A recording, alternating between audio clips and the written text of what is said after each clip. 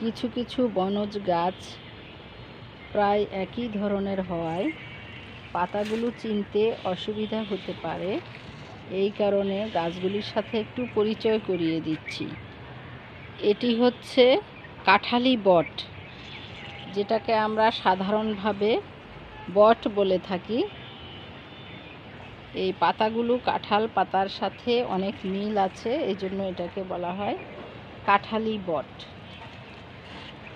আর বটের সাথে আরেকটি নাম জড়িত, সেটা হচ্ছে পাকুর। সেই পাকুর হচ্ছে এটা।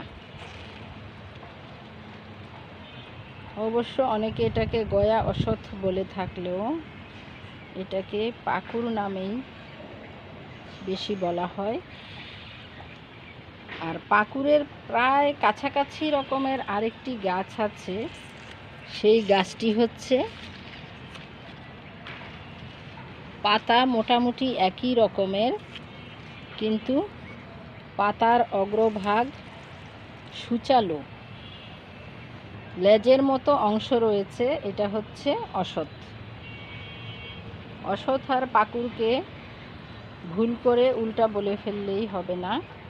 যার পাতার পিছনে লেজের মতো রয়েছে এটা হচ্ছে অশ্বত্থ, আর যেটার পাতার পিছনে লেজ নেই, লম্বা সূচালো অগ্রভাগ নেই, এটা হচ্ছে পাকুর। আরেকটি পাকুর গাছ রয়েছে, এই যে প্রত্যেকটি গাছেরই প্রচুর শিকড় হয়েছে।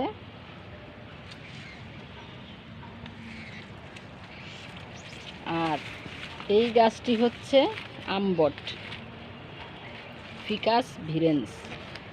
আমবটের পাতাটা দেখেন একেবারেই আলাদা, এটারও প্রচুর শিকড় গজায়। এই যে আমি চারা সংগ্রহ করেছিলাম নীলকান্ত সরকারি কলেজের ছাদের দেয়ালের কিনার থেকে, ছোট্ট একটি চারা ছিল, তখন কেউ চিনতে পারেনি। 2 বছর আগের কথা। 2 বছরে গাছটি অনেক বড় হয়েছে, এখন এটাকে চিনতে পেরেছি। এটা হচ্ছে আমবট, পাতাটা অনেকটা লম্বাটে, এর জন্য আমের মতো মনে হয়। ফিকাস ভিরেন্স। এই 4 ধরনের গাছই আমরা যদি দেয়ালের কিনারে বা ছাদের কিনারে পুরনো কোনো ধ্বংসাবশেষ বা রাস্তার ধারে দেখি, সাধারণত আমরা এগুলো তুলে ফেলে দেই। কিন্তু যদি সংগ্রহ করে এনে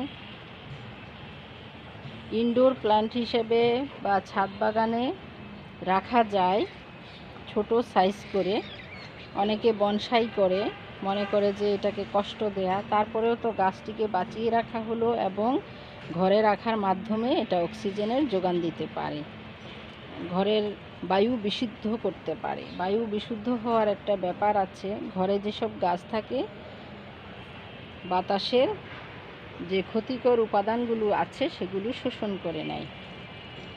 এই 4 ধরনের গাছের পরিচয় আজকে দিলাম। তো আপনারা এই গাছগুলো যদি মাটিতে লাগাতে পারেন, উপযুক্ত পরিবেশে লাগাতে পারেন, তাহলে পরিবেশের জন্য অবশ্যই ভালো, ছায়াদানকারী উদ্ভিদ হিসেবে ভালো। আর বিশেষ করে কাঁঠালি বট যেটা, এর ফল পাখি খেয়ে থাকে, এইভাবে জীববৈচিত্র্য বজায় রাখতে সহায়ক ভূমিকা পালন করে। এই গাছগুলো আপনারা ধ্বংস না করে বাঁচিয়ে রাখার চেষ্টা করবেন এবং গাছের যে অর্থনৈতিক উপাদান বা গাছের যে অবদান, সেগুলোকে পাওয়ার চেষ্টা করা যাবে এর মাধ্যমে।